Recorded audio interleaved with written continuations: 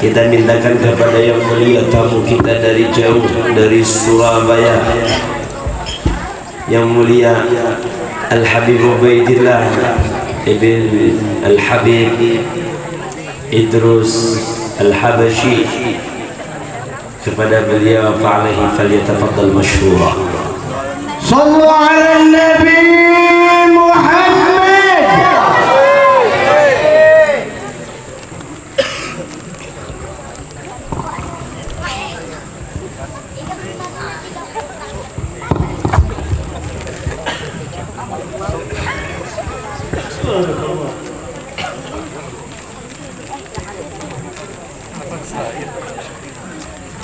Assalamualaikum warahmatullahi wabarakatuh.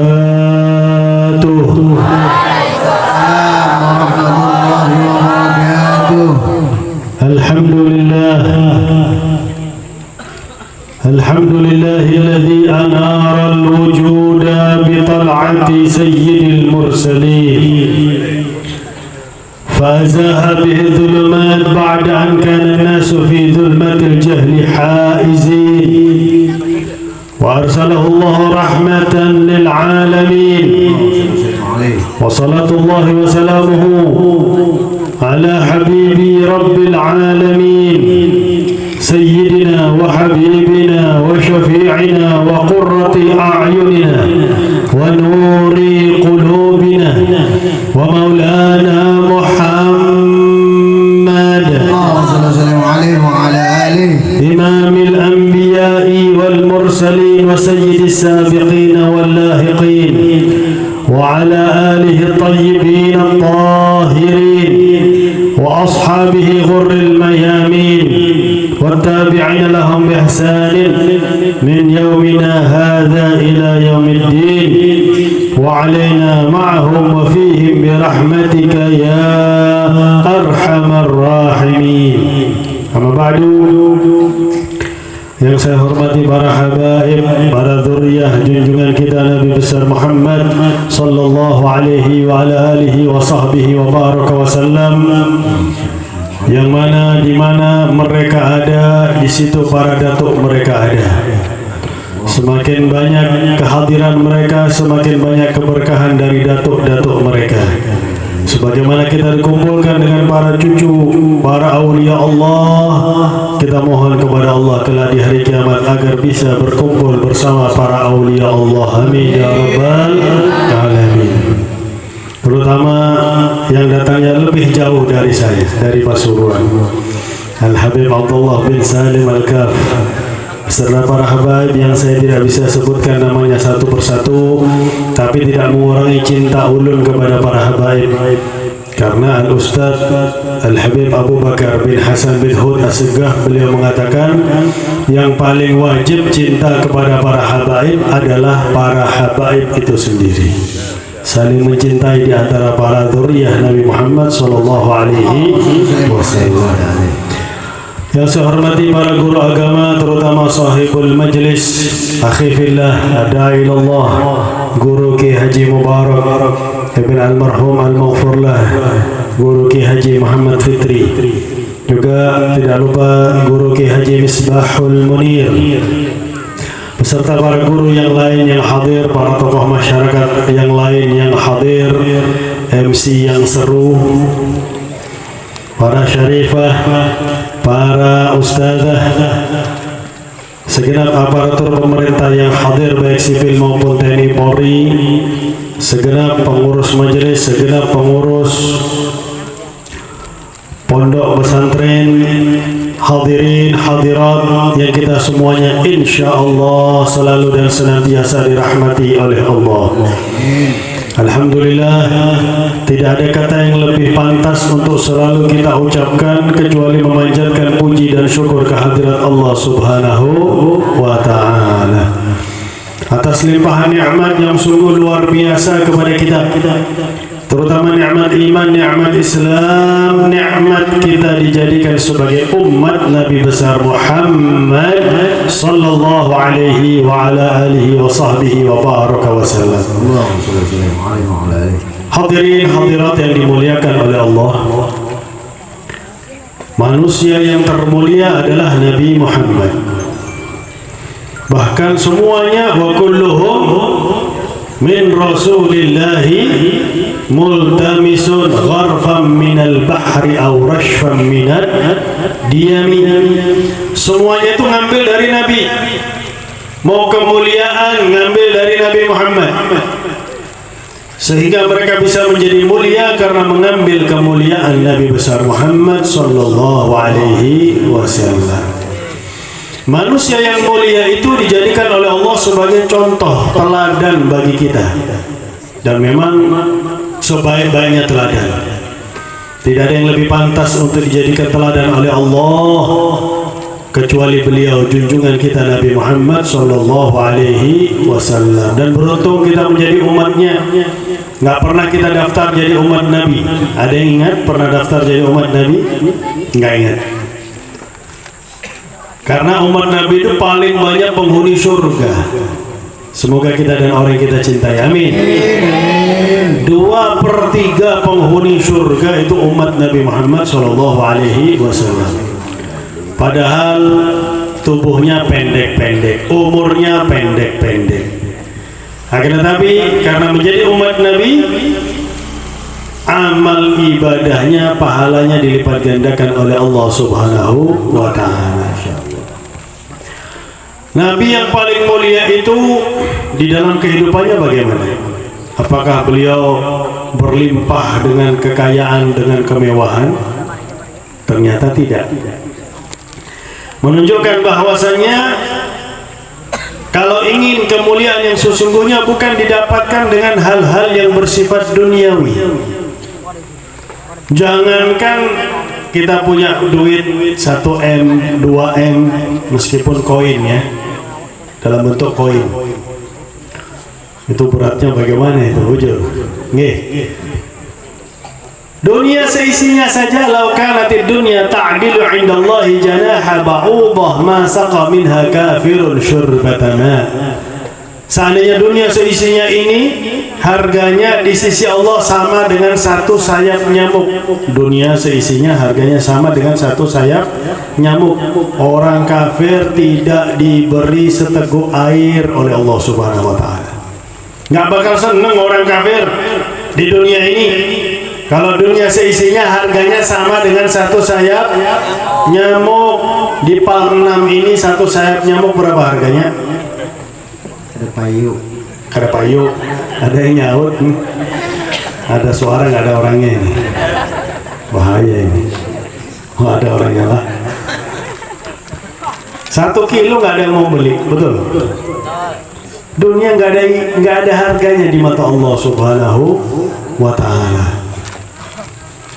Oleh karena itu Rasulullah mencontohkan, beliau menyampaikan dan beliau mencontohkan bahwasanya dunia ini nggak ada harganya di sisi Allah. Jangankan Nabi, Syekh Al-Habib Husain bin Syekh Habib Bakar bin Salim, beliau itu kaya raya, dicintai sama dunia. Beliau mengatakan kepada santrinya yang sempat berbicara dalam hatinya, ini Habib Husain wali. Habib Husain ini wali, alim. Bahkan ibu beliau, ibunda beliau mengatakan, ya Husain, semua orang sudah merasakan kekeramatanmu wahai Husain. Aku, ibumu sendiri belum pernah merasakan kekeramatanmu wahai Husain. Sayyidina Husain bin Syekh Habib Bakar bin Salim, beliau mengatakan, ibu, justru engkaulah yang pertama kali merasakan kekeramatanku wahai ibu. Kapan wahai Husain? Ketika Anda masih perawan, Bu. Ibunya masih perawan. Engkau ibu hampir setiap hari membawakan makanan untuk ayahmu di masjid, karena ayahmu terkadang dari subuh sampai sore nggak pulang. Kalau sudah ayahmu nggak pulang, kau akan membawakan makanan bagi ayahmu ke masjid. Suatu saat ketika engkau membawakan makanan untuk ayahmu, ada 3 pemuda yang usil yang mengganggumu wahai ibu. Tiba-tiba datanglah seorang pemuda yang tampan, gagah berani menaiki kuda, mengusir 3 pemuda tadi. Tahukah engkau ibu siapa pemuda itu? Pemuda itu adalah aku wahai ibu. Dikeluarkan oleh Allah dari alam ruh untuk menolongmu wahai ibu. Subhanallah. Ibu Sayyidina Husain beliau mengatakan betul, nggak ada yang tahu cerita itu kecuali aku saja. Berarti betul kau adalah pemuda tersebut, wahai Husain. Sayyidina Husain bin Syekh Abu Bakar misalnya ini kaya, sampai-sampai satu santrinya tuh bilang dalam hati, ini alim, wali, kok kaya ya? Langsung dibaca, hei, kamu ragu ya akan kepada saya? Bukan saya yang cinta dunia, dunia yang cinta sama saya. Kamu nggak percaya? Beliau memerintahkan khadimnya untuk mengumpulkan kurma yang rusak, kurma yang jatuh sendiri dari pohonnya. Kalau di Hadramaut itu disebut kurma rusak. Kalau kita durian jatuh dari pohonnya, wah, itu yang kita tunggu-tunggu. Bujur. Karena itu durian yang paling enak gitu, durian yang jatuh dari pohon, masak di pohon. Dikumpulkan 2 karung kurma rusak ini di Hadramaut. Unta saja kada mau makan, untanya kada mau makan, kurma rusak. Dikirim ke Irak. Salah satu muhib Al-Habib Husain ditulis, tolong jual kurma saya ini di Irak, cuman 2 karung. Ini muhib pecinta Habib Husain ini, ini kurma limited edition ini, cuma 2 karung. Dibuka, ya Allah, kurma rusak. Irak itu tempatnya kurma yang terbaik. Kemudian sekarang ada saingan di mana-mana, bahkan di Amerika pun sekarang mengeluarkan kurma. Kalau kita pas bulan Ramadan dibilang ini kurma Amerika, aduh, ngapain kita beli kurma Amerika? Betul. Nah, subhanallah, di Irak pada saat itu ada wabah ta'un, wabah itu bujur-bujur wabah, orang kena pagi sore mati atau besoknya mati. Nah, yang kemarin ya pertama dibilang wabah, banyak orang ketakutan, bujur. Banyak orang kadang mau salaman dengan yang lain, bujur. Banyak orang pakai masker, ternyata sampai sekarang ada yang pakai masker. Masih adakah corona di sini? Masih. Oh, Masya Allah.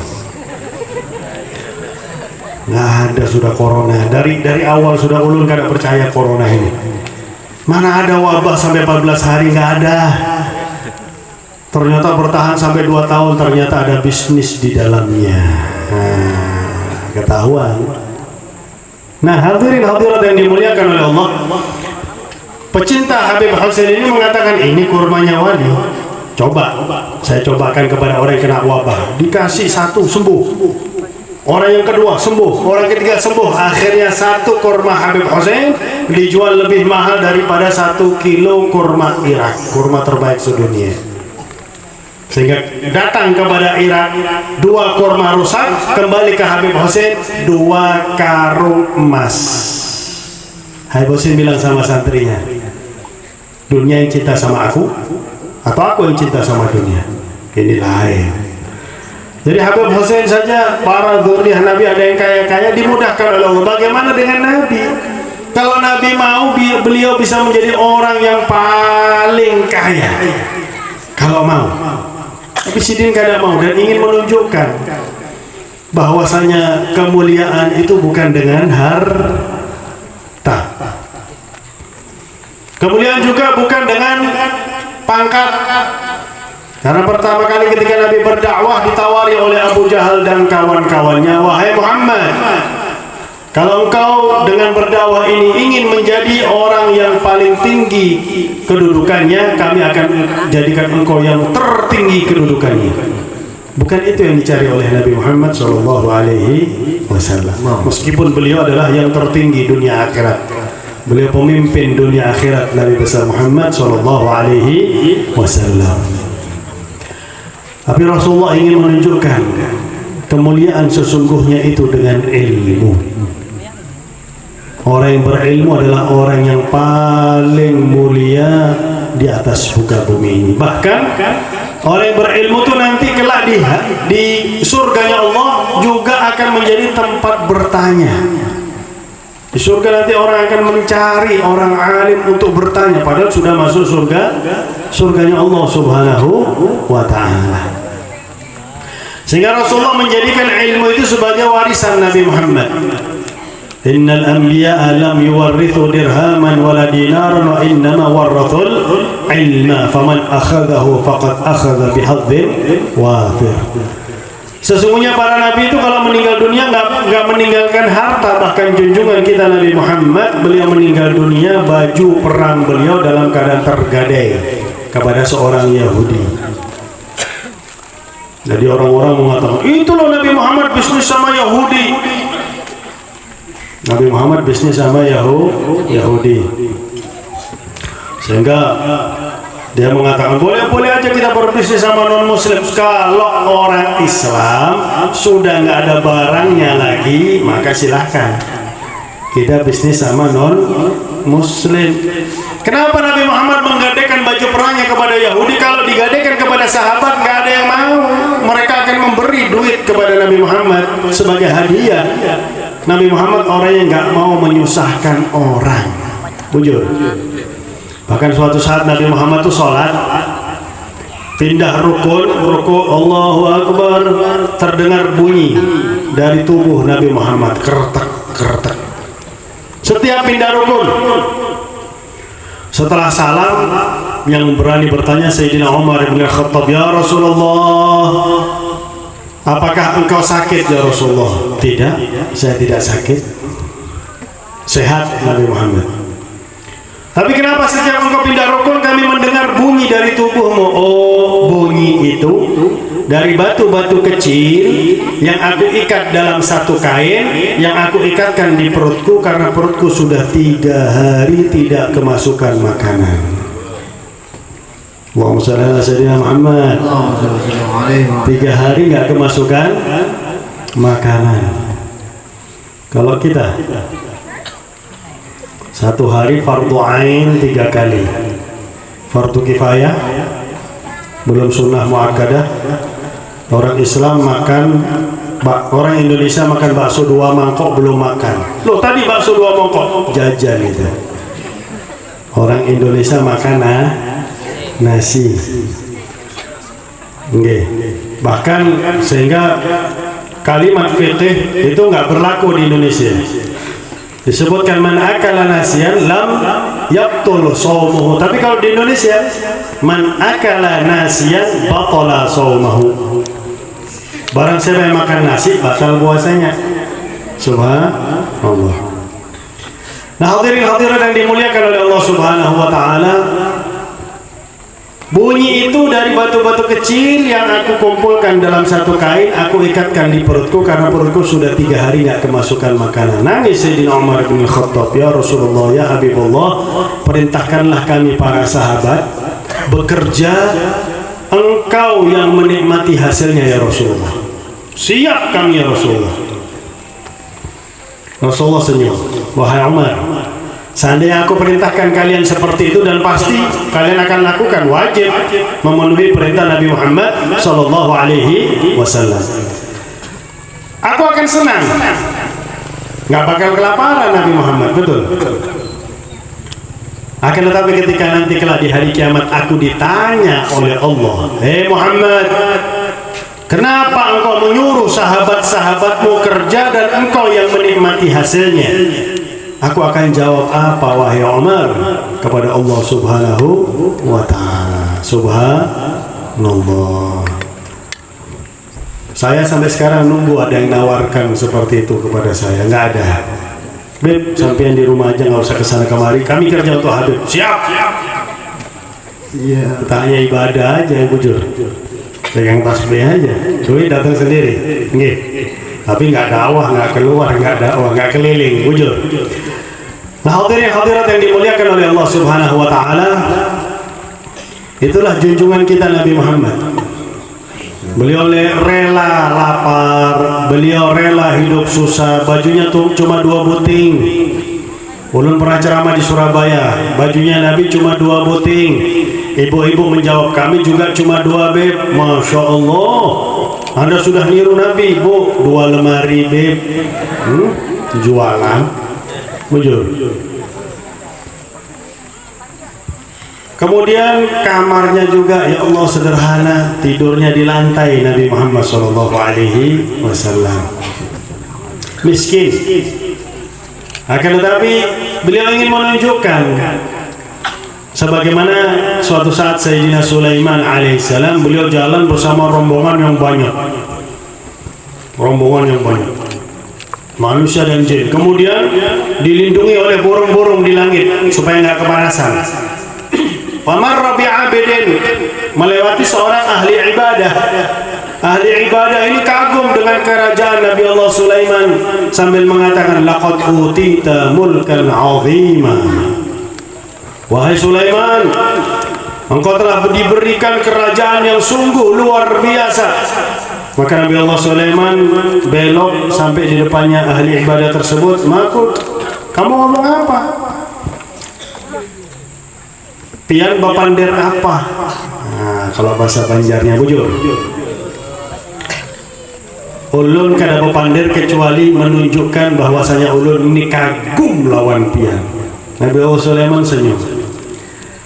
Hei abid, wahai ahli ibadah, semua kekayaanku bahkan dunia seisinya masih kalah dengan satu kalimat subhanallah. Nggak ada apa-apanya. Walimah, kenapa kok bisa seperti itu? Dunia seisinya bakal hancur binasa, bakal habis. Kullu man 'alaiha fan wa yabqa wajhu rabbika dzul jalali wal ikram. Dunia ini bakal habis. Kita punya duit banyak, berapa miliar, berapa triliun, misal berkhayal aja nggak apa-apa ya. Di Malang ada orang berkhayal, duduk berkhayal. Didatangi sama sahabatnya, kamu berkhayal apa? Saya berkhayal dapat duit 1 miliar. Wih, luar biasa. Kalau kamu dapat duit 1 miliar, kamu apakan duit itu? 500 juta saya kasihkan ibu saya. Wih, luar biasa kan? Kemudian sisanya 500 juta buat kamu. Wih, terus kamu dapat apa? Gampang, saya berkhayal lagi. Cuma berkhayal, bujur. Ini banyak orang berkhayal. Ada satu orang ceramah, terkenal ya di YouTube apa dan sebagainya. Wah, dia berkhayal Habib Umar mimpi ikatan Dajjal udah lepas. Dajjal itu urutan yang keberapa? Tanda kiamat yang pertama, Palestina tuh bebas dari Yahudi. Itu tanda kiamat yang pertama. Masih jauh Dajjal. Lebih jauh dari Belanda, bujur. Belanda masih jauh, apalagi si Dajjal. Dia bilang Habib Umar mimpi. Kami santrinya nggak pernah dengar Habib Umar mimpi, cerita mimpi. Nggak pernah Habib Umar tuh ceramah mimpi, nggak pernah. La ilaha illallah.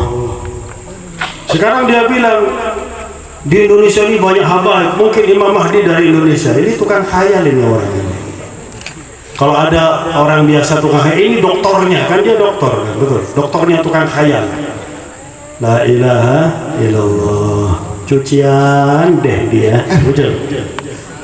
Nah, hadirin-hadirat yang dimuliakan oleh Allah, kenapa kalimat subhanallah lebih mulia dari dunia seisinya? Dunia ini habis, hancur, binasa, nggak bakal sampai ke hari kiamat. Tapi kalimat subhanallah baqiyah ila yaumil qiyamah, akan tetap ada sampai hari kiamat. Tapi dunia yang berharga bagi kita adalah dunia yang kita sedekahkan di jalan Allah Subhanahu wa ta'ala. Dunia yang kita sedekahkan di jalan Allah itu teriak sama kita, kuntu ma'duman, saya ini aslinya ma'dum, bakal hilang, bakal habis. Fa'abqaitani, engkaulah yang membuat aku abadi sampai hari kiamat.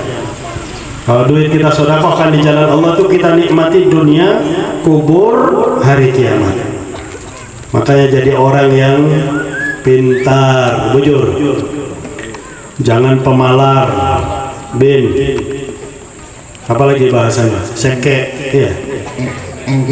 Engken. Medit bahasa Jawa. Jadi bahasa Jawa cuma medit. Bahasa Madura cerai. Bahasa Inggris apa bahasa Inggris? bahasa Banjar paling banyak ini. Nah, ini perlu diwaspadai. Kenapa bahasa bakhil di Banjar paling banyak? Nah, dicari sebabnya. La ilaha illallah. Di Jawa itu medit, kalau pelit sekali, muat, satu bahasa sama. Tapi kalau bahasa Banjar, eken, pemalar, seke. Nah, jadi 3. Subhanallah. Nah, hadirin hadirat yang dimuliakan oleh Allah Subhanahu wa taala, itulah kemuliaan yang sesungguhnya kalau kita punya ilmu. Orang yang mengambil ilmu, katanya Nabi, mengambil bagian yang terbesar dari Nabi tersebut, sehingga sampai kapanpun orang yang berilmu akan dimuliakan oleh Allah Subhanahu wa taala. Contohnya beliau Ki Haji Muhammad Fitri sudah 20 tahun meninggal dunia, tapi ilmu beliaulah yang mengumpulkan kita pada saat ini. Dakwahnya dilanjutkan oleh putra beliau Guru Mubarak, mudah-mudahan diberi kekuatan oleh Allah. Amin. Selalu dimudahkan oleh Allah dalam urusan berdakwah. Amin ya rabbal alamin. Nah, hadirin hadirat yang dimuliakan oleh Allah, kalimat ulama disebut dalam Al-Quran. Ini kemuliaan mana yang bisa melebihi kemuliaan kalimat yang disebut di dalam Al-Quran? Dan Rasulullah sudah menyampaikan, kun aliman, jadilah orang alim. Kada bisa ya Rasulullah, ulun masih kecil, ini bagi anak kecil. Kalau belum bisa menjadi orang alim, jadi muta'allim atau muta'allima, atau yang menuntut ilmu di pondok pesantren. Kemudian ada yang mengatakan sudah menikah ya Rasulullah. Kalau saya menuntut ilmu, katanya sang suami, saya tinggalkan istri saya ke pesantren ya Rasulullah, istri saya akan nyanyi Bang Toyib nanti. Yang perempuan mengatakan, ya Rasulullah, ulun sudah menikah, kalau ulun kembali masuk pondok, suami ulun bisa menikah pulang ya Rasulullah. Oke, kalau sudah terlanjur menikah. Jadi yang ketiga, mustami'ah, menjadi orang yang betul-betul mendengarkan ilmu lewat majelis ilmu. Istiqomah. Yang diistiqomahkan satu majelis ilmu, kalau ada seminggu sekali. Kemudian mau menghadiri majelis ilmu yang lain silahkan, tapi yang istiqomah satu majelis ilmu. Karena al-istiqamah khairun min alfi karamah. Nah, kadang bisa hadir, kadang bisa hadir, tapi cinta menjadi yang keempat, muhibbah, cinta kepada majelis ilmu. Wala takun khamisan fatahlak, jangan menjadi yang kelima, engkau akan hancur binasa. Siapa yang kelima ya Rasulullah? Yang keluar dari 4 tadi. Bukan orang alim, bukan orang yang menuntut ilmu di pondok pesantren, bukan yang hadir majelis ilmu, bukan yang cinta kepada majelis ilmu. Kita lihat, binasa. Terkadang tertipu sama dunia, gara-gara dunia, gara-gara jabatan dia rela sampai membunuh. Gara-gara jabatan dia rela membenci keturunan Nabi Muhammad SAW. Ini sudah terjadi contohnya di zaman Sayyidina Husain. Sayyidina Husain bin Ali, beliau beserta 82 ahli bait berhadapan dengan 2000 pasukan yang dipimpin oleh Yazid bin Muawiyah, pemerintah pada saat itu. Sayyidina Husain menitiskan air mata, ditegur oleh saudarinya Zainab. Husain, pada Sayyidina Husain malamnya itu mimpi, Ghadan satuftiru indana ya Husain, besok kamu akan buka puasa sama kami wahai Husain. Makanya Sayyidina Husain tetap puasa tanggal 10 Muharram. Nah, itu beliau akan meninggal dunia buka puasa bersama Nabi Muhammad SAW. Kenapa kau menangis, katanya Sayyidatuna Zainab? Engkau mati akan bertemu kakekmu Rasulullah, nenekmu Khadijah, ayahmu Ali, ibumu Fatimah, saudaramu Hasan. Sayyidina Husain senyum mengatakan, yang aku tangisi bukan kematianku. Yang aku tangisi 2000 orang ini masuk neraka gara-gara memerangi aku. Jadi masih disayang oleh Sayyidina Husain. Dan itu terulang. Oh, kami cuma menjalankan perintah sehingga memusuhi keturunan Nabi Muhammad SAW. Apakah nggak cukup? Mungkin mereka nggak tahu itu contoh. Disebutkan dalam kitab Masajid al-Misra. Masajid al-Misra. Bagaimana keadaan orang-orang yang memusuhi, yang memerangi Sayyidina Husain bin Ali. Nah, hadirin hadirat yang dimuliakan oleh Allah Subhanahu wa taala, karena memang yang namanya dunia ini pintar menipu. Kalau nggak pintar menipu, nggak mungkin disebut oleh Allah dalam Al-Quran, wa mal hayatud dunya illa mata'ul ghurur. Tipu daya dunia ini luar biasa. Bahkan di Jawa itu banyak anak memasukkan orang tuanya ke pengadilan gara-gara urusan warisan atau urusan tanah, urusan harta yang bersifat duniawi. La ilaha illallah. Nah, hadirin hadirat yang dimuliakan oleh Allah, di sini Rasulullah mengingatkan kepada kita ketika kita hidup jangan jauh dari ilmu. Kalau Anda jauh dari ilmu, maka Anda akan mengalami kesulitan di dalam kehidupan ini. Betapa banyak orang yang mengeluh hidupnya susah padahal masih makan, bujur. Hidupnya susah padahal dia masih ada duit di rumahnya. Rasulullah nggak pernah nyimpan harta di rumahnya. Rasulullah kalau makan hari ini belum tentu besok makan. Kalau makan pun hanya sekali sehari. Bahkan pernah Rasulullah itu sholat zuhur, setelah salam beliau ke rumahnya, keluar dari masjid setelah salam ke rumahnya, terus balik ke masjid mimpin wirid para sahabat. Nah, yang aliran sebelah itu baca hadis cuma separuh. Itu Nabi Muhammad habis salam keluar dari masjid nggak pakai wirid. Kalau katanya orang Jawa, balik mana tul. Kembali lagi Nabi Muhammad SAW. Setelah wirid para sahabat tanya, ya Rasulullah, apakah ada cara baru ya Rasulullah? Habis salam keluar dulu dari masjid kemudian masuk lagi berwirid. Kada. Ulun tadi habis salam, ulun ingat ada emas sebesar telunjuk masuk ke rumah ulun sebagai hadiah tadi sekitar jam 9 pagi. Ulun kada mau emas ini menginap di rumah ulun. Maka ulun sampaikan kepada Aisyah, jual emas ini, sedekahkan di jalan Allah Subhanahu wa ta'ala. Masya Allah. Ulun lawan pian kalau punya emas begitu bagaimana? Biar ke kamar mandi, ke WC dibawa itu. La ilaha illallah. Saya ke Malaysia, ke Kuala Lumpur, nanti Desember saya ke Kuala Lumpur lagi. Tuan rumah itu kalau ikut ke sana kemari dia bawa tas, semua perhiasannya dibawa ke sana kemari. Takut kemalingan katanya. Ya Allah, kasihan orang ini. La ilaha illallah. Nah, hadirin hadirat yang dimuliakan oleh Allah Subhanahu wa taala, al-ilmu yahrusuka. Bahkan Sayyidina Ali bin Abi Thalib beliau mengatakan ilmu itu yang akan menjaga kita.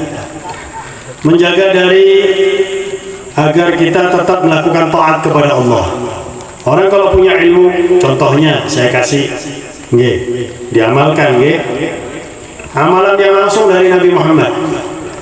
Man qala hina yusbihu jazallahu anna Muhammadan sallallahu alaihi wasallam ma huwa ahlu 3 marrat at'aba 70 katiban alf sabah.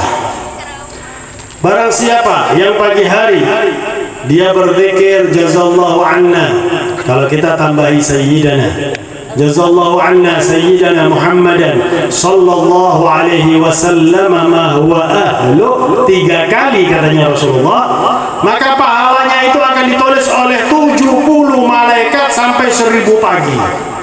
Subhanallah. Padahal cuma 3 kali, 1 kali saja. Satu hari saja. Bagaimana kalau 2 kali? Hari kedua kita juga mengucapkan seperti itu, jazallahu anna sayyidina Muhammadan sallallahu alaihi wasallam, kita tambah khaira, jazallahu anna sayyidina Muhammadan sallallahu alaihi wa alihi wasallam ma huwa ahlu 3 kali. 70 tambah 70, 1000 tambah 1000 terus. 1000 pagi. 1000 pagi itu berapa tahun? 3 tahun. Nggih, pahalanya dicatat 3 tahun. Subhanallah. Kalau kita 10 hari berapa? 30 tahun, baru 10 hari Pak. 1 bulan 90 tahun pahalanya. Ini orang kalau punya ilmu, dia akan memperbanyak ibadah kepada Allah Subhanahu wa taala. Itu menjaga dia. Yang kedua, menjaga dari kemaksiatan. Orang yang punya ilmu nggak bakal bermaksiat kepada Allah, takut kepada Allah Subhanahu wa ta'ala. Innama yakhshallaha min ibadihil ulama'u. Yang paling takut kepada Allah adalah para ulama. Makanya semakin bertambah ilmu, semakin takut kepada Allah. Ini enggak, kadang-kadang semakin bertambah ilmu, naudzubillah, man izdada ilman wa lam yazdad hudan lam yazdad minallahi illa bu'da, malah tambah jauh dari Allah Subhanahu wa ta'ala. Coba kita lihat iblis. Malaikat itu, ini subhanallah, faedah baru ulun dapatkan dari Habib Segaf bin Ahmad bin Hasan Baharun hari Rabu malam Kamis ketika satu acara lawan ulun di Gunung Sambung. Gunung Sambung tahu lah? Tahu? Ada yang nggak tahu di sini Gunung Sambung? Hah? Sungguh lalu Gunung Sambung itu masuk Martapura, Kabupaten Banjar. Jadi ulun Rabu malam Kamis acara di Gunung Sambung. Kamis ulun boleh ke Surabaya kemarin. Karena tadi malam acara Surabaya, tadi khutbah Jumat di Masjid Ampel. Ulun kada mau meninggalkan itu khutbah Jumat di Masjid Ampel. Ingin berkahnya Sunan Ampel. Nggih. Kemudian Masya Allah, si Din ini datang ke rumah. Ini akhlak yang perlu ditiru. Ngundang datang ke rumah. Subhanallah. Malah minta tanggalnya lawan ulun. Tanggal berapa Habib bisanya? Subhanallah. Ditantang ulun sama si Din. Luar biasa ya. Ulun bisanya tanggal 11 guru. Nggih, siap. Tapi ulun berangkatnya sore guru. Ini khutbah Jumat di Masjid Ampel. Ulun kada mau meninggalkan khutbah Jumat di Masjid Ampel. Sebelum masuk undangan Gunung Sambung. Setelah itu masuk undangan dari Gunung Sambung. Subhanallah. Sampai pihak Gunung Sambung bilang, "Beb, kenapa Beb? Enggak usah pulang aja sekalian Beb." "Enggak apa-apa." Saya bilang, "Jangan, ini Masjid Ampel ini." Saya nggak berani. Saya ingin berkahnya beliau Sunan Ampel. Nah, hadirin-hadirat yang dimuliakan oleh Allah Subhanahu wa taala, ilmu akan menjaga kita dari kemaksiatan. Semakin orang bertambah ilmu, dia akan semakin takut kepada Allah. Di Mesir diceritakan ada seorang pemuda namanya Syababul Misik. Pemuda yang mengeluarkan bau harum minyak wangi misik. Kenapa? Pemuda ini bukan orang alim.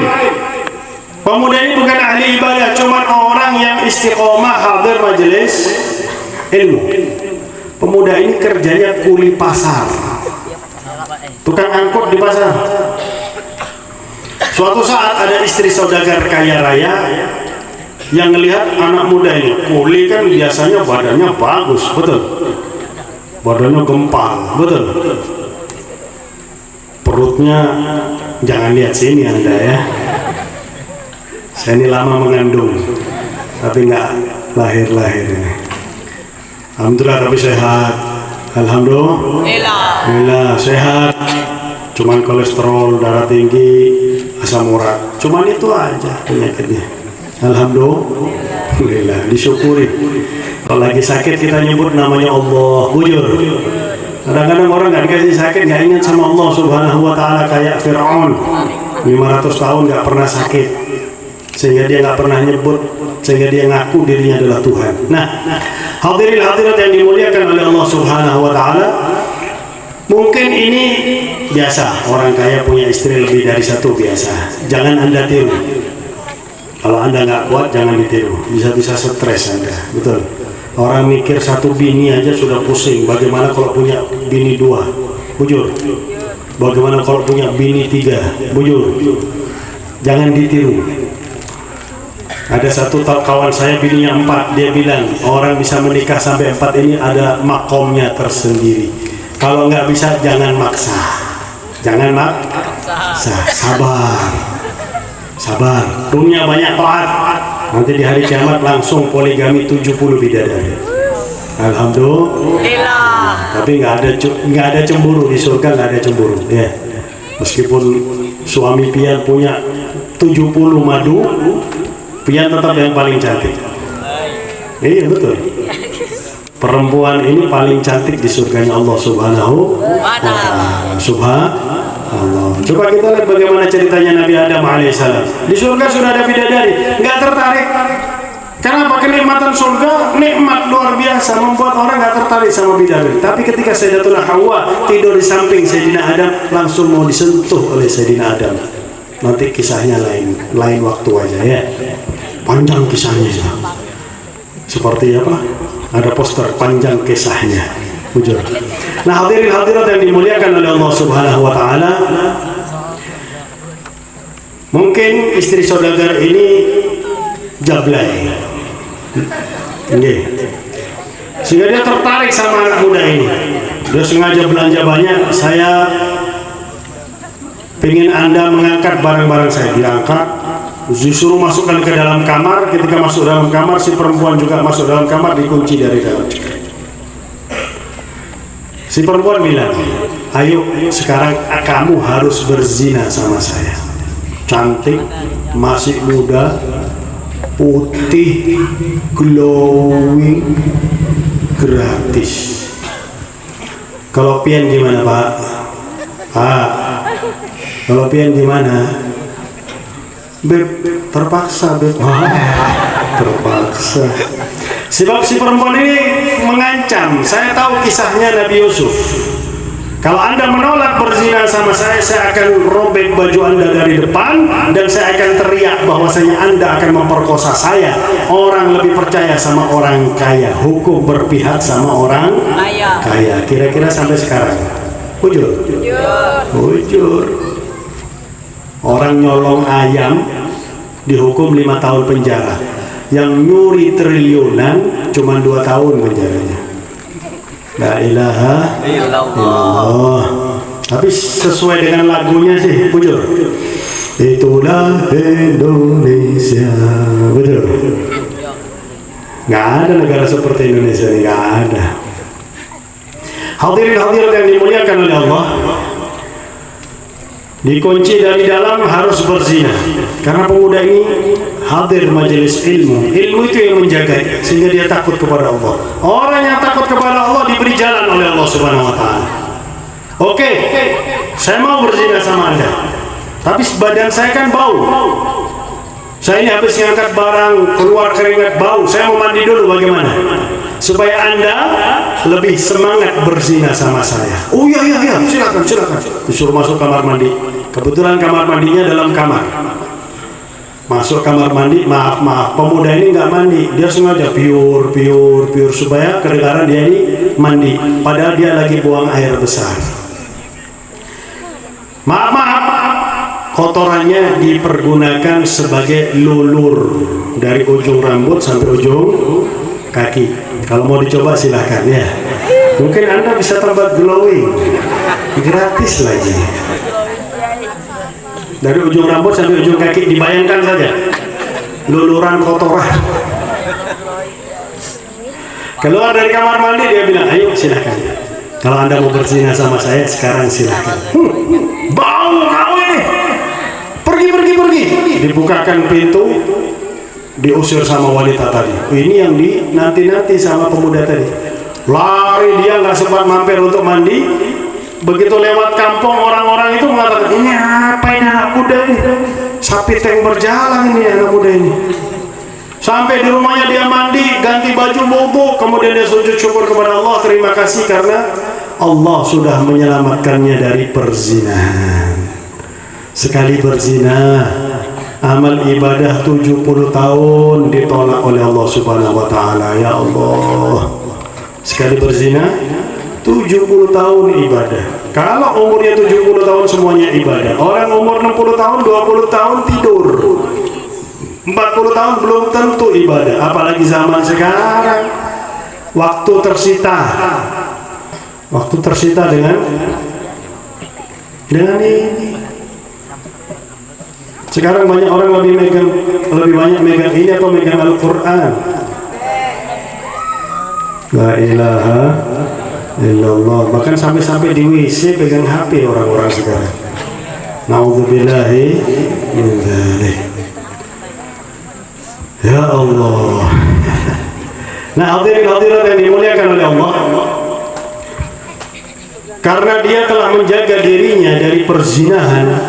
Ketika dia lewat hari sebelumnya, bau kotoran keluar dari tubuhnya, maka setiap dia keluar dari rumahnya tanpa pakai minyak wangi, keluar dari tubuh pemuda ini bau harum minyak wangi misik. Karena menjaga diri dari perzinahan, sehingga terkenal di Mesir sebagai syababul misk, pemuda yang mengeluarkan bau harum minyak wangi misk. Nah, hadirin-hadirat yang dimuliakan oleh Allah, ilmu juga menjaga kita dari yakin kepada Allah. Kemarin banyak tulisan di jalan, tulisan orang yang gak yakin sama Allah. Terbukti. Tulisannya apa? Pakai masker harga mati, enggak pakai masker bisa mati. Ini tulisan orang yang enggak yakin sama Allah Subhanahu wa ta'ala. Ternyata dibuktikan sama Allah, orang pakai masker ya mati. Dokter itu bukan hanya pakai masker, pakai APD. Ternyata banyak dokter yang mati, banyak nakes yang mati. Sehingga ditantang sama orang yang banyak tatonya. Meskipun dia banyak tatonya, kita lihat tantangannya. Dia mau tinggal satu kamar sama orang yang kena markona selama seminggu. Dia mau membuktikan si markona ini nggak bakal bisa menular dengan sendirinya, meskipun dia bertato. Subhanallah. Meskipun itu bukan wujud keyakinan dia sama Allah, tapi ujung-ujungnya dia masuk penjara. Bujur. La ilaha illallah. Karena nggak mau bisnisnya diganggu. Betul. Cuilan tong sama cuilan seng. La ilaha illallah. Nah, hadirin-hadirat yang dimuliakan oleh Allah Subhanahu wa ta'ala, orang yang yakin sama Allah, dia akan yakin. Jangankan si markona, penyakit yang lebih parah, kalau memang tidak diizinkan oleh Allah untuk masuk ke dalam tubuh kita, nggak bakal bisa masuk ke tubuh kita. La yukthiru hammuk ma quddir yakun, katanya Habib Abdullah bin Ala al-Haddad. Jangan sampai membuat kita sumpah apa takdirnya Allah. Kita jalani saja sambil kita betul-betul berniat kita ingin menjadi orang yang baik. Maka disebutkan, man yuridillahu bi khairan yufaqihu fid din. Barang siapa yang diinginkan kebaikan pada dirinya oleh Allah, dia akan diberi pemahaman akan agama. Paham agama dari mana? Dari YouTube. Paham agama dari majelis ilmu. Dan juga lihat-lihat majelis itu siapa yang memberikan ilmu. Dikatakan oleh Sufyan bin Uyainah, ad-dinus sanad, faltanzuru amman ta'khuduna dinakum. Agama itu ada silsilahnya. Maka kita sudah seharusnya pintar-pintar ngambil agama itu dari siapa? Orang yang memiliki silsilah keilmuan yang bersambung kepada Nabi besar Muhammad sallallahu alaihi wasallam. Juga dikatakan al-isnadu minad din, laulal isnad laqala man syaa ma syaa. Silsilah keilmuan itu termasuk agama, masuk bagian dalam agama. Kalau bukan karena silsilah keilmuan, maka sembarangan orang akan ngomong sembarangan saja. Nah, ini kita lihat di YouTube, nggak usah dilihat itu, ada tuyul besar itu ya. Tuyul besar, ngaku dia dekat sama guru sekumpul. Mulai kapan dia dekat sama guru sekumpul si tuyul ini? La ilaha illallah. Ilmunya dari mana si tuyul ini? Hati-hati. Ini YouTube ini, aduh. La ilaha illallah. Tapi kalau kita tahu orangnya, oh siapa? Al-Habib Jindan bin Novel bin Jindan. Oh siapa? Al-Habib Novel Al-Idrus. Oh siapa? Buya Yahya. Itu orang-orang yang perlu kita lihat YouTube-nya. Karena sanad keilmuannya bersambung kepada Nabi Muhammad SAW. Tapi paling berkah majelis itu seperti ini. Ada guru Mubarak yang belajar di Rubat Karim, sudah jelas sanad keilmuannya tidak diragukan lagi. Karena apa? Lebih berkah katanya para ulama karena Nabi Muhammad majelisnya seperti ini secara langsung, namanya talaqi. Langsung menerima ilmu dari guru, bukan lewat media, bukan. Ini harus kita pahami. Sekarang sebabnya banyak orang, sekarang ada live streaming. Padahal rumahnya cuma di Pal 5, 1 kilo aja. Lu lewat live streaming aja lah, supaya bisa hadir sambil ngerokok katanya. Supaya hadir bisa sambil nggak pakai baju katanya, cuma pakai sarung aja. Kalau di majelis kan malu kalau nggak pakai baju, bujur. Bisa hadir sambil santai, hadir sambil makan. Nggak berkah. Lebih berkah karena di majelis inilah turun rahmat Allah Subhanahu wa ta'ala. Di majelis seperti inilah malaikat hadir. Inna lillahi malaikatan sayyarah. Allah ini memiliki malaikat yang selalu berjalan. Yaltamisuna majalisa dzikri. Mereka mencari majelis zikir, dan para ulama mengatakan majelis zikir yang paling tinggi adalah majelis ilmu. Kalau sudah ketemu majelis ilmu, hadir malaikat. Jadi kalah yang dari Pasuruan. Yang paling jauh adalah dari langit, malaikat. Jadi malaikat aja hadir. Orang Banjarmasin ternyata sedikit ya, Masya Allah. Orang Banjarmasin cuma segini ya,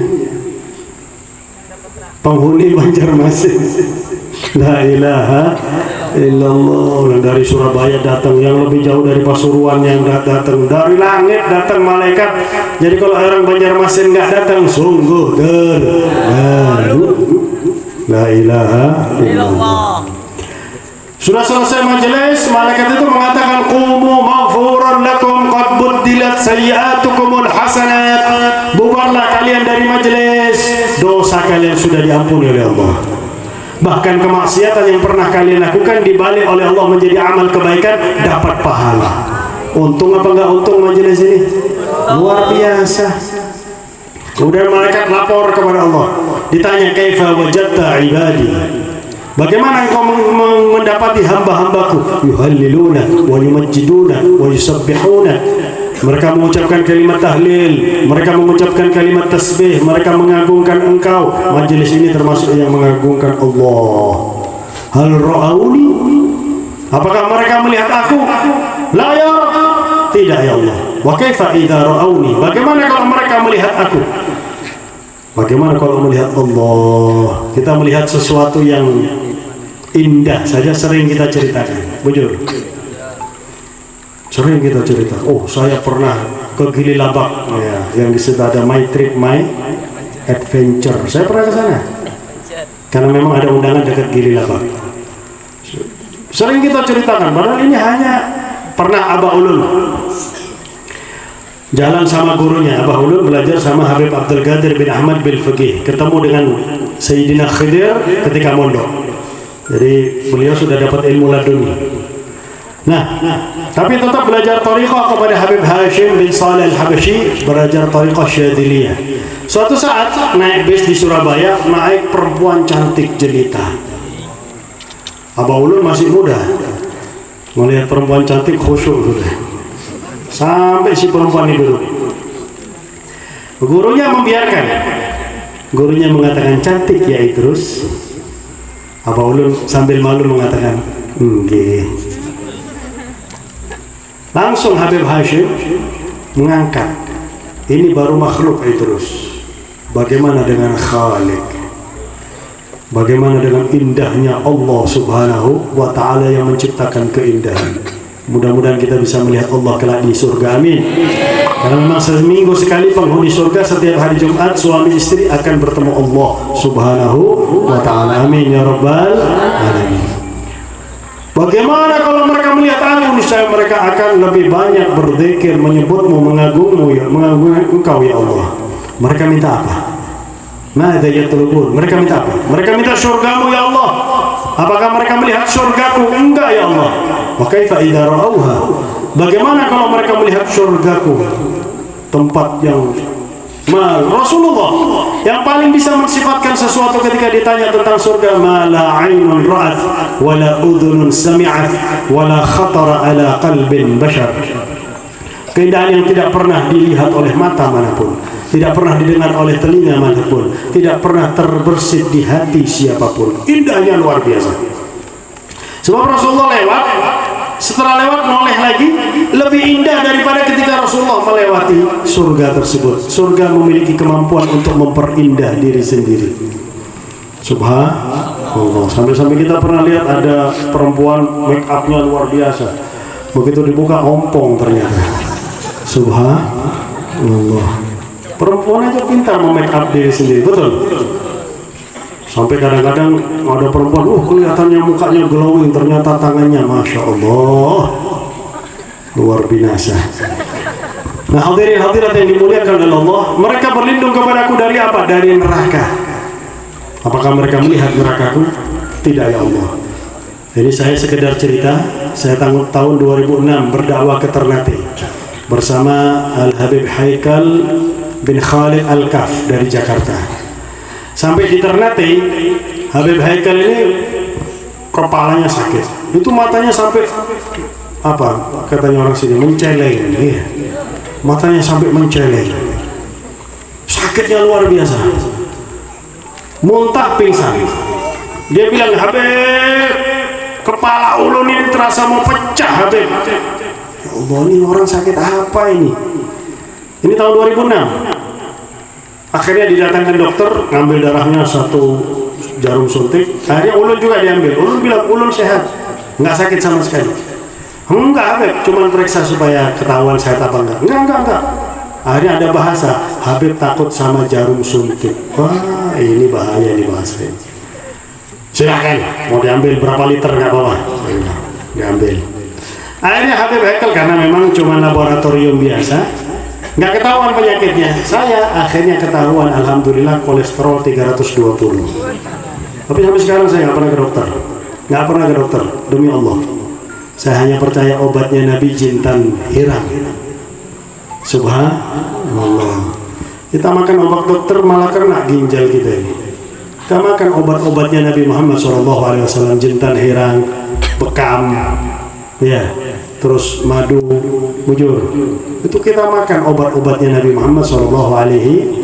Nah, pulang ke Jakarta, diperiksa di lab, ketahuan ada cairan di otaknya. Hanya ada cairan di otaknya, saya lihat sendiri betapa beliau kesakitan. Nah, bagaimana dengan ceritanya Nabi yang mana beliau menyampaikan paling ringannya orang disiksa di neraka, orang berdiri di atas bara api, otaknya mendidih. Ada cairan di otak aja sudah sakitnya luar biasa. Bagaimana kalau otaknya mendidih? Na'udzubillahi min dzalik. Bagaimana kalau mereka melihat nerakaku, katanya Allah, niscaya mereka tidak akan mau maksiat ya Allah. Maka Allah mengatakan kepada malaikat, Ishhadu ya malaikati fa inni qad ghafartu lahum. Saksikanlah wahai malaikatku, aku mengampuni dosa mereka semuanya. Maka malaikat kan tahu hatinya kita. Ya Rabb, fihim fulan ibnu fulan hadara li hajah. Di antara mereka itu ada orang yang hadir karena punya suatu keperluan, punya suatu kepentingan. Ingin melihat langsung Habib Abdullah bin Salim Al-Kaf yang dari Pasuruan. Mungkin punya kepentingan, masa khair. Ingin ketemu sama presenter yang sudah terkenal di kecamatan dan lain sebagainya. Punya kepentingan yang lain, nggak mau hadir majelis ilmu. Kepingin dapat lemparan roti dari guru Mubarak. Humul qaum la yashqa bihim jalisu. Mereka adalah sekelompok kaum yang tidak akan celaka orang yang duduk sama mereka. Dia pun dosanya aku ampuni. Subhanallah. Di zaman Al-Habib Hasan bin Shalih Al-Bahar. Habib Hasan bin Shalih Al-Bahar ini alim ahli ibadah. Dari Bujang sholat malam sidin 2 rakaat. Dari Bujang sholat malamnya 2 rakaat. Nggih. Beb cuma 2 rakaat, kenapa diceritakan? Ya harus diceritakan karena rakaat pertama sidin mengkhatamkan Al-Quran. Rakaat kedua sidin membaca 10.000 daripada Qul Huwallahu Ahad. Meskipun cuma 2 rakaat, takbirnya setelah Isya, salamnya menjelang subuh. Assalamualaikum warahmatullahi, Assalamualaikum warahmatullahi, Allahu Akbar, sholat subuh, adzan subuh. Sampai malam pengantin baru seperti itu. Habib Hasan bin Shalih Al-Bahar izin sama istrinya mau sholat sunnatul jima', itu sholat sunnah hubungan badan pertama kali. Bukannya tiap malam, kalau tiap malam susah kita, bujur. Ketika pertama kali hendak berhubungan badan dengan istrinya, disunnahkan sholat sunnatul jima'. Izin sama istrinya, tenggelam dalam lautan khusyuk, salam menjelang subuh. 3 malam gak disentuh bininya. Akhirnya bininya hari ketiga ngomong sama Ibu Habib Hasan, Ibu Habib Hasan, ulun ini 3 hari ini kada disentuh sama Habib Hasan. Hasan, nanti malam kamu sentuh istrimu. Masih disuruh. Kalau ulun lawan pian, laduni sudah. Nah, hadirin hadirat yang dimuliakan oleh Allah Subhanahu wa taala, Habib Hasan bin Shalih Al-Bahar punya murid namanya Syekh Muhammad Al-Azab, yang ngarang Maulid Al-Azab. Syekh Muhammad Al-Azab ini didatangi oleh seorang rentenir. Rentenir bilang, "Ya Syekh, ulun hendak tobat." Bingung. Kalau bahasa Banjarnya bingung. Linglung. Linglung. Ngaluh. Hah? Ngaluh. Kalau galuh? Ngaluh. Belum pernah punya kawan Facebook Galuh Bungas. Ya, sama. Akhirnya, orang Banjar, memang orang Banjar bujur. Akhirnya terjadi percakapan serius sama si Galuh Bungas ini. Subhanallah, sudah ulun serius, tidak tahunya bini orang. Kurang ajar. La ilaha illallah, langsung dibenet. Nah, hadirin hadirat yang dimuliakan oleh Allah, ini rentenir mau tobat karena 2 golongan yang dimusuhi oleh Allah. Yang pertama dalam Al-Quran rentenir, fa'adanu biharbin minallah. Yang kedua dalam hadis qudsi adalah orang-orang yang memusuhi wali-wali Allah Subhanahu wa ta'ala. Kalau perang sama Allah mana mungkin menang? Ini rentenir kok bisa tobat? Maka Syekh Muhammad Al-Azab mengatakan, kamu ingat gak orang-orang yang kamu zalimi, yang kamu ambil lebih duitnya ketika membayar hutang? Ingat, semua ada catatannya. Kamu punya harta dari penghasilan yang halal, ada, kembalikan kelebihan uang mereka dari hartamu yang halal. Kemudian sedekahkan sisa hartamu yang halal di jalan Allah, betul-betul bertobat kepada Allah. 3 hari kemudian si rentenir ini meninggal dunia, wajahnya bercahaya, senyum, bingung. Apa tadi? Linglung Syekh Muhammad Al-Azhar. Waduh, kok bisa rentenir matinya husnul khatimah? Makanya jangan percaya sama gedung warnanya hijau, ada tulisan mengatasi masalah tanpa masalah. Anda masuk sana sudah masalah. Anda masuk sana sudah ngajak perang Allah Subhanahu wa ta'ala. Na'udzubillahi min dzalik. Kalau bisa mungkin kita masyarakat muslim mendirikan rohan syar'i, betul-betul gadai syar'i yang tidak ada bunganya sama sekali. Bisa kalau kita mau. Karena uangnya itu bisa diputar sebagai modal untuk usaha yang lain. Kemudian ketika dia sudah punya dana untuk mengembalikan tanpa bunga sama sekali, itu namanya rohan, itu namanya gade, boleh di dalam syariat Islam, tanpa bunga sama sekali. Sekarang bahasa bunga itu diperhalus bagi hasil. Nah, hati-hati. Kalau sudah namanya bank itu insya Allah sudah ribawi, bank apapun. Tapi katanya guru kami Al-Habib Umar, kalau memang sudah terlanjur nyimpen duit di bank, ambil bunganya, sodakohkan kepada fakir miskin.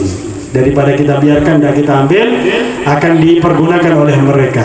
Nah, karena punya guru, ini pentingnya kita punya guru. Kita bisa bertanya kepada guru. Ya Allah, sekarang ada orang tanyanya sama artis. Sekarang ada orang tanyanya sama Google, tanya sama guru, fas'alu ahla dzikri in kuntum la ta'lamun. Tanya sama guru, tanya sama orang berilmu kalau kita nggak tahu. Ya Allah, ini umat sudah ditipu habis-habisan memang dijauhkan dari para ulama. Gurunya Habib Hasan bin Shalih Al-Bahar. Habib, kok bisa seperti ini? Rentenir matinya husnul khatimah. Oh, coba ceritakan ciri-ciri si rentenir. Tingginya sekian, warna kulitnya seperti ini. Oh, jangan heran. Rentenir itu datang dari desa kamu Ghurfah ke desaku ini di Asbah, sekitar 5 kilo perjalanan. Tujuannya nagih hutang. Ketika sampai di rumah orang yang punya hutang, diketok, yang jawab dari atas perempuan, ada perlu apa? Mana suamimu? Bayar hutang. Sudah jatuh tempo. Oh, suami saya sekarang lagi hadir majelisnya Habib Hasan bin Shalih Al-Bahar. Kebetulan Selasa sore di dalam Hadrah Basada disebutkan bil Hasan bin Shalih bahru nuru tafih la yaga' li fadih ya samad ya mannan. Al-Habib Hasan bin Shalih Al-Bahar dipakai sebagai tawassul. Beliau mengarang kitab Sifat Salatul Muqarrabin, tipis kitabnya, dibaca oleh para mufti Mesir. Para mufti Mesir ini mengatakan kalau orang ini masih hidup, kami para mufti Mesir akan belajar kepada orang ini. Padahal Habib Hasan bin Shalih Al-Bahar ada di depannya. Kamu tahu nggak siapa yang ngarang kitab ini? Tahu. Siapa? Orang Hadramut. Memang Sidin orang Hadramut. Nggak bilang saya yang ngarang kitab, enggak. Tawadhu Al-Habib Hasan bin Shalih Al-Bahar. Jangan heran, si rentenir itu setelah datang ke rumah orang punya hutang, dibilang bahwasanya yang punya hutang hadir di majelisku. Dia datang ke majelisku, dia berdiri di ujung majelis. Ini siapa yang berdiri di ujung ini? Berdiri di ujung majelis. Ini keamanan ya, Masya Allah, luar biasa. Berdiri di ujung majelis nyari yang punya hutang, dicari sama dia. Nah, yang pakai baju hijau, ini yang punya hutang. Langsung didatangi sama dia, duduk di samping, dipegang. Ayo, nggak bisa lari. Ya Allah, ini majelisnya Habib Hasan. Tapi ketika dia berdiri mencari orang yang punya hutang, aku lihat rahmat Allah tercurah kepada dirinya. Sehingga jangan heran kalau dia matinya husnul khotimah. Ini rentenir datang ke majelis ilmu tujuannya nage hutang. Sekali saja hadir majelis ilmu, matinya husnul khotimah. Nah, bagaimana dengan kita yang istiqomah menghadiri majelis ilmu? Karena ilmu ini sangat penting. Ilmu akan menyelamatkan kita, ilmu akan menjaga kita. Ilmu itu harta yang paling berharga yang kita miliki ketika kita hidup di atas muka bumi ini. Kita mengamalkan ilmu, kita menularkan ilmu kepada orang lain saja. Kalau diamalkan ketika kita sudah meninggal dunia, kita tetap dapat pahalanya. Ilmu yuntafa'u bih, ilmu yang bermanfaat. Maka mari kita lihat bagaimana beliau sudah 20 tahun meninggal dunia. Karena beliau meninggal dunia membawa ilmu, maka tetap dimuliakan oleh Allah Subhanahu wa Ta'ala. Ilmu itu adalah sesuatu yang paling patut untuk disombongkan, kata Sayyidina Ali. La fakhra illa li ahli al-ilmi innahum 'ala al-huda liman istahda adillah. Kesombongan yang sebenarnya itu harusnya dimiliki oleh seorang yang berilmu, tapi tetap tambah ilmu, tambah tawadhu. Padi semakin berisi, semakin merunduk. Kita dengar ada salah satu guru di Martapura yang pulang dari Mekah. Siapa namanya? Guru? Bukan. Sudah lama ini ceritanya. Pulang dari Mekah, ini termasuk salah satu gurunya guru sekumpul. Pulang dari Mekah, Sidin sengaja salah baca kitab, sengaja, karena nggak mau diketahui sebagai orang yang berilmu. Kemudian Sidin cuma berkebun, Tapi akhirnya terbongkar bahwa Sayyidin punya ilmu. Akhirnya banyak yang belajar menuntut ilmu kepada beliau. Salah satu adalah guru sekumpul yang belajar kepada beliau. Subhanallah. Semakin punya ilmu semakin tawadhu. Kenapa? Semakin takut. Orang yang punya ilmu itu semakin takut. Takut dia termasuk yang tertipu oleh syaitan. Karena tipu daya syaitan itu luar biasa, terutama kepada yang berilmu. Dia merasa lebih mulia daripada yang lainnya. Makanya para salaf, orang-orang terdahulu sebelum kita, sudah 11:30.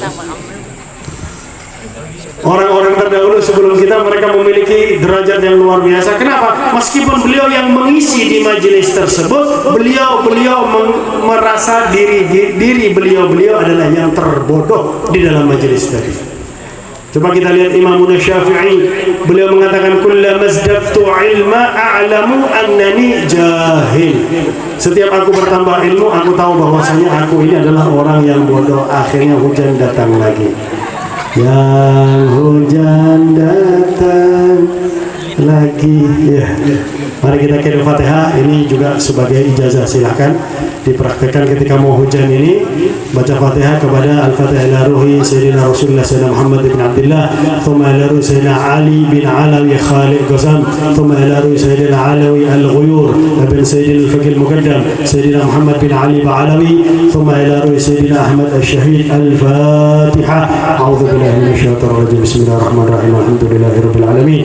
Ar-Rahmanir Rahim. Maliki yaumiddin. Iyyaka na'budu wa iyyaka nasta'in. Ihdinas siratal mustaqim. Siratal ladzina an'amta 'alaihim ghairil maghdubi 'alaihim waladdallin. Amin. Sekian yang bisa saya sampaikan, semoga bermanfaat.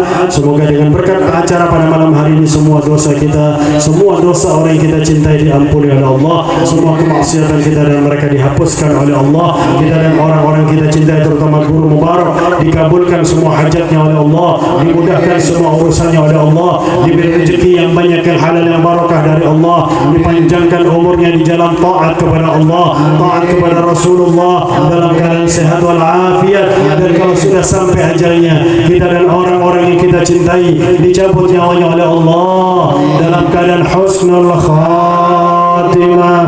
Ya Allah biha, ya Allah biha, ya Allah bihusnil khatimah. Ya Allah biha, ya Allah biha, ya Allah bihusnil khatimah. Bijahi walid Fatimah bihusnil khatimah. Ya Allah ya Allah ya Allah bihusnil khatimah. Sallallahu alaihi wasallam Muhammadin wa alihi wasallam. Alhamdulillahirabbil alamin wa afu minkum.